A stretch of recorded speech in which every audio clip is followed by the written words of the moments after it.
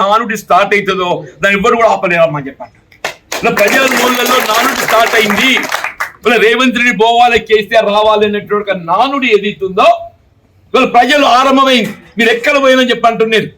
నేను గ్రామాలు పర్యటిస్తుంటే మన వసంత గారు ఎక్కడ అందరం బీఆర్ఎస్ సార్, మళ్ళీ కేసీఆర్ రావాలి సార్ అని అడిగాక నేను ఆశ్చర్యపోయిన. మరి ఇంట్లో ఎక్కడ పోయినా ఎప్పుడు కనబడలేదు, ఇప్పుడు ఏ గ్రామం ఏదైతున్నదో. అంటే నిజంగా చెప్పంటున్నా హరిచరణ్, ఇటువంటి ఒక వేదిక ఏర్పాటు చేసి పాత మిత్రుల కలయికను దేన్ని ఏమని బాబు చెప్పంటున్నా. మరి నేనేదైతుందో నాకు రాజకీయంగా ఇది ఒక నూతన అధ్యాయం అయినప్పటికీ కేసీఆర్ గారితో కలిసి ప్రయాణం చేయడం ఒక గొప్ప అనుభూతి అని చెప్పండి.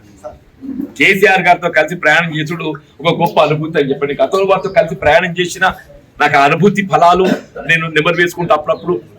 నిజంగా రాజకీయాలలో ఏదైతుందో ఇవాళ నీ నానే భేద భావన లేకుండా అసలు దాని అవసరం గుర్తింపు ఇక్కడ బోర్నపల్లి వంతెన దగ్గర ఏదైతే మా రవి కేరక బోర్నపల్లి వంతెన 70 కోట్లతో అవుతుంది. మరి మొట్టమొదటి సమావేశం నేను కరీంనగర్ సమావేశం కోరడంతో ఏదైతుందో ఫస్ట్ 70 కోట్లతో సాయం ఇచ్చిన.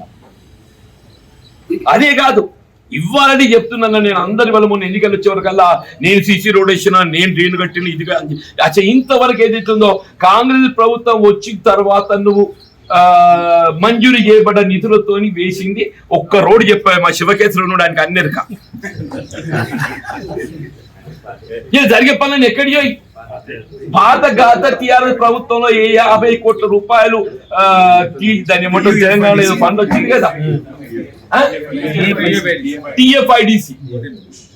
టిఎఫ్ఐడిసి అమ్మాయి గత ప్రభుత్వంలో వచ్చినట్టు ఒక 50 కోట్ల టిఎఫ్ఐడిసి పనులు ఏదైతుందో ఇవి ఇప్పుడు జరిగినాయి.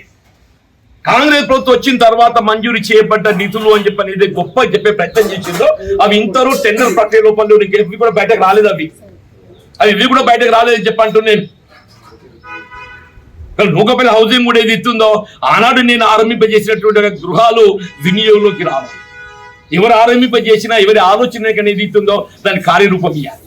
ఆ కార్యరూపం ఇచ్చినప్పుడు ఏదితో ఫలాలు ఏది ఇస్తుందో నిరుపేద వర్గాలు చెందుతాయని చెప్పని ఆనాడు కేసీఆర్ గారు మరి కేటీఆర్ గారు శంకుస్థాపన చేసే కోసం మీరు కూడా ఉన్నారమ్మన్నాడు. 4000 గృహాలు సిద్దిపేట తర్వాత ఎక్కడ మంజూరు ఇచ్చిందంటే మన జగిత్యాలు ఇచ్చిందని చెప్పండి.